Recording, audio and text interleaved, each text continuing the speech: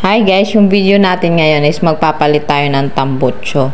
So, para makapagpalit tayo guys, kailangan natin ng gamit. So, yun yung mga gamit na gagamitin nila. Yung kapatid ko kasi at saka yung mister ko yung magpapalit. So, medyo madami siya. Ayan. May mga pangalan yan. So, una natin gagawin, naghanap tayo ng sukat. Yan, kasi tatanggalin natin siya niyan. Yan yung gamit na dapat sukat doon sa tinatanggal yung parang tornilyo. Ayan. So, yan yung banda sa taas doon sa may tambutso kasi aalisin natin yan. So, yan yung una nating tatanggalin yung tornilyo niya. Sa paggawa nito guys, kailangan marunong ka rin kasi baka mamaya na mali ka, maaari mong ikadisgrasya. So, kailangan may kasama kang expert or kaya ipagawa mo na lang. Yung kapatid ko kasi at saka yung mister ko marunong sila sa motor. So, sa mga ganyan, alam na nila kung paano gawin. Kaya sila na yung nagagawa. Pero kapag hindi nila alam guys, pinapagawa namin sa talagang marunong.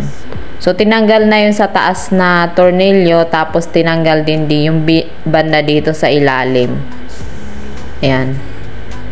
Medyo mahirap lang yung pagtatanggal, lalo na kung ano guys, mahigpit. Tapos yan, kagaya niyan sa ilalim, halos hindi mo na siya makita. Yan. Pero kung expert na, alam na nila yan.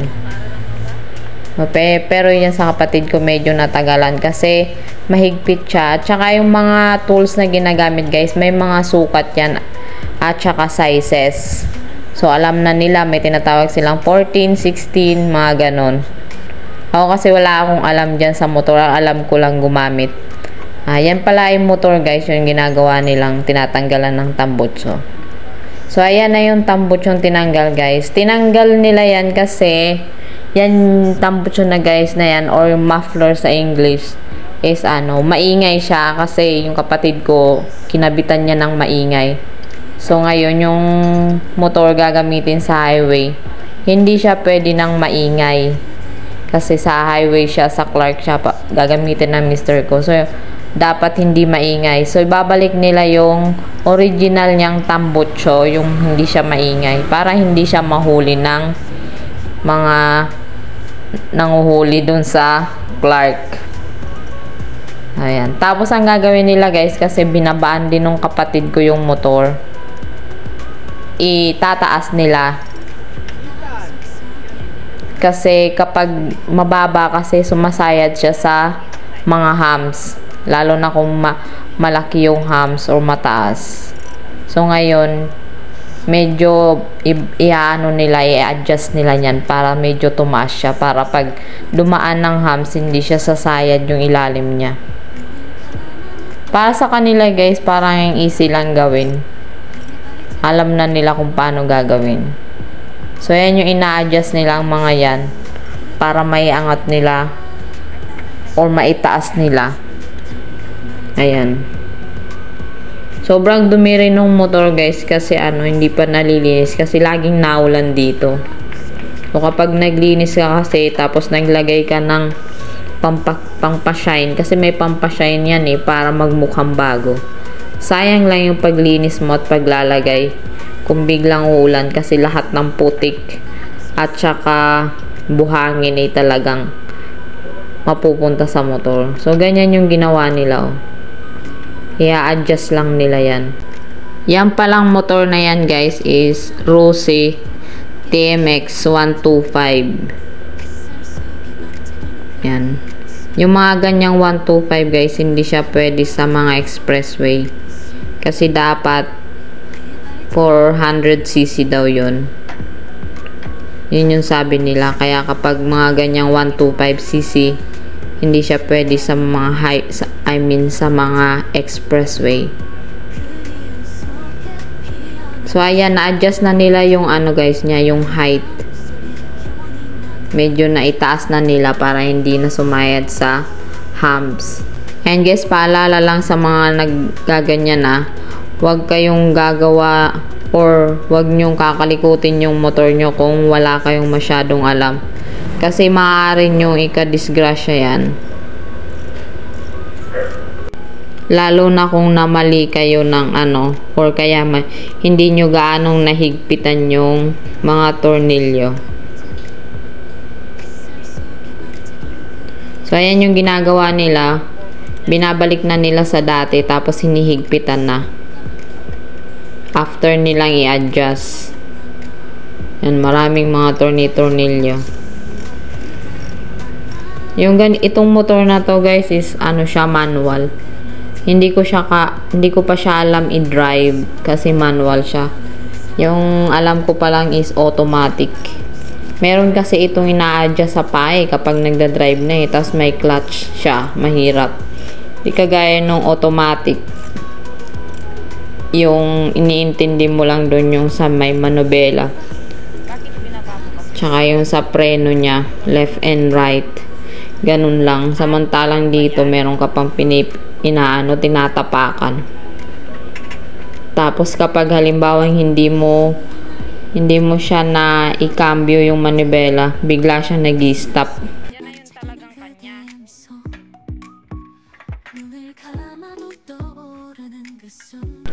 So ayan guys, ikakabit na nila yung original niyang tambutso or muffler.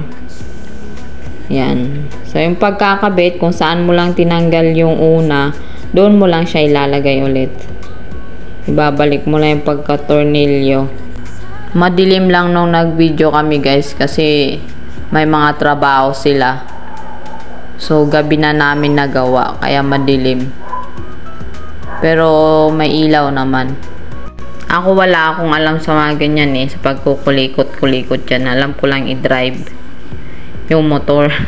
Pero manual hindi. Kaya kahit yung sa automatic ako nagda-drive, kahit pag change oil, pinapa-change oil ko siya. Bibili ako ng oil tapos sila na rin yung maglalagay.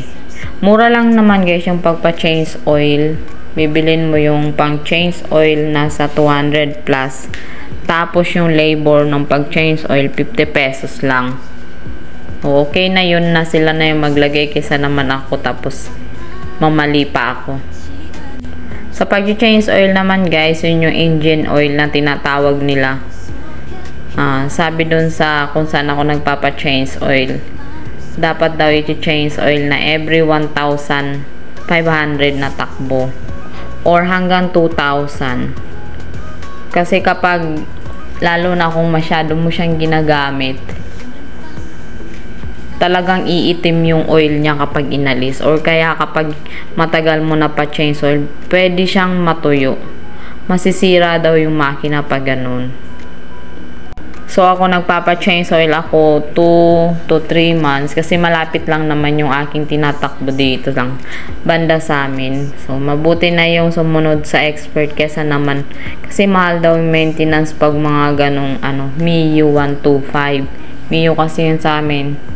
Mahal daw yung maintenance kapag napabayaan mo. So kailangan alagaan mo talaga siya. Tapos hindi lang siya guys engine oil yung pinapalitan. May tinatawag din silang gear oil. Hindi ko alam yung mga ganun. Yung mister ko lang tsaka kapatid ko yung nakakaalam. Basta ako, ginagamit ko lang yung motor. So ayan guys, nalagay na nila, na tornilyo na nila yung banda dun sa taas. So yung ginagawa ngayon, ina-adjust nila yung pagtutornilyohan kasi yung sukat nung nakaraang tambutso is medyo mataas siya. So hindi siya lumalapat yung tutornilyohan dun sa tambutso at saka sa motor. So yung ginagawa ng kapatid ko, ina-adjust niya para maglapat sila at malagyan niya ng tornilyo. Yun yung ilalak kasi nila yan para hindi gagalaw yung tambutso. Ayan lang yung mahirap dyan. Kailangan talaga lalaki kasi yung puwersa niya, yan napaka higpit niya. Kaya pag babae mahirap talaga kasi yung lakas ng lalaki is iba sa lakas ng babae.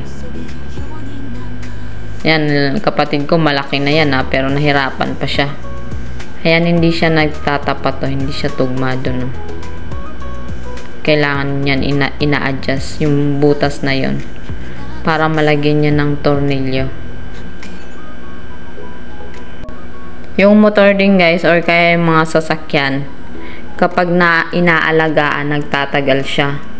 Pero kung bara-bara lang yung gamit mo, hindi siya magtatagal kasi kung halimbawa hindi mo nililinis, ayan, kakalawangin siya agad, andumi niya agad, magmumukhang luma agad siya. Pero kapag inaalagaan mo siya, kahit ilang taon mo na siyang ginagamit, kung inaalagaan mo siya, parang mukhang bago pa din.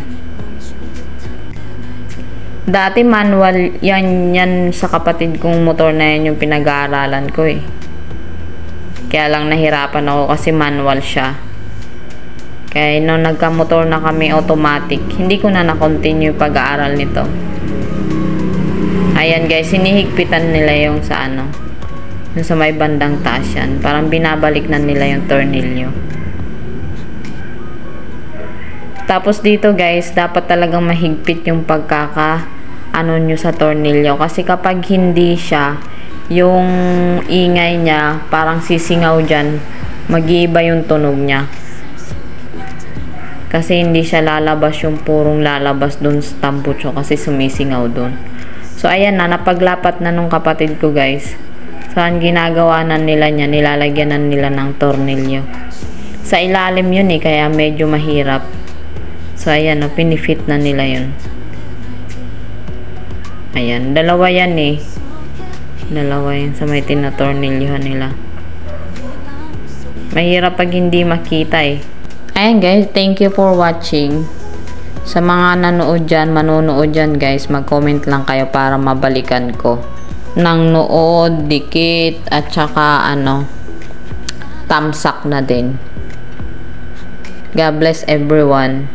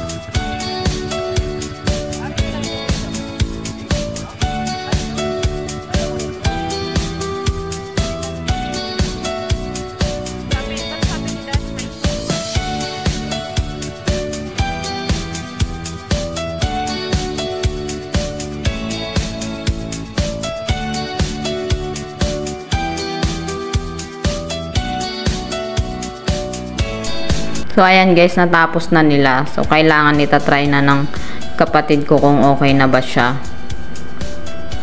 Kung okay na yung tunog niya at saka yung pagkakalagay nila. Testing na niya yan.